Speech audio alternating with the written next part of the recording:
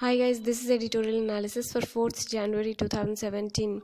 The first one is from the Hindu newspaper. It talks about the latest Supreme Court judgment. The judgment says that there will be no voter appealing on the basis of religion, caste, language, etc. The 7 judges hearing the case split 4:3.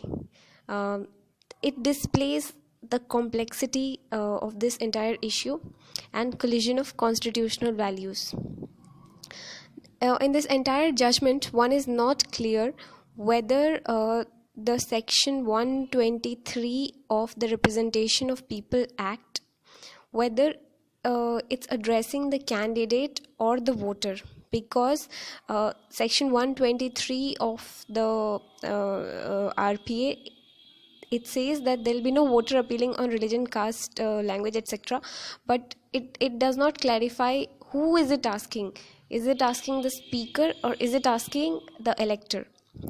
So there were 7 judges interpreting this, and they split 4:3. So the first 4 judges, they said, according to them, for democracy to survive, there must be agreement on certain basic essentials which would unite and hold the citizens together.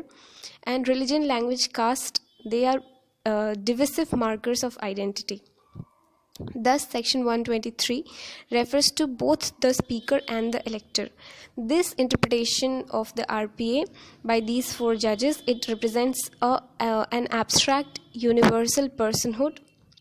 According to them, to enter the public sphere as citizens, we must participate as rational individuals and leave behind our messy markers of identity. The other 3 judges who gave a different opinion, they say that our constitution indeed does recognize the position of religion, caste, language, and gender in social life of the nation. Our society has such a history of discrimination and injustice on the basis of these defining characteristics, and that it is the social mobilization on these grounds is necessary to bring such grievances into the mainstream.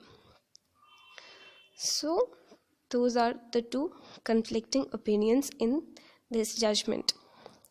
The next sort of editorial only from the Hindu newspaper, but it says only one thing, that a naturalist named Peter Jackson, he worked for tiger conservation in India, he has died. So it could be a preliminary question. In general current affairs, let's go to the first one. It says that India has launched the Agni 4 missile successfully.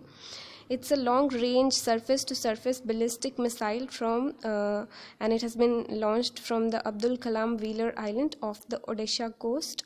It's an intercontinental ballistic missile, that is ICBM. It can carry 1 ton of nuclear warhead over a distance of 4,000 kilometers. It has the most accurate ring laser gyroscopic based inertial navigation system RINS, which is supported by a highly reliable redundant micro navigation system MINGS.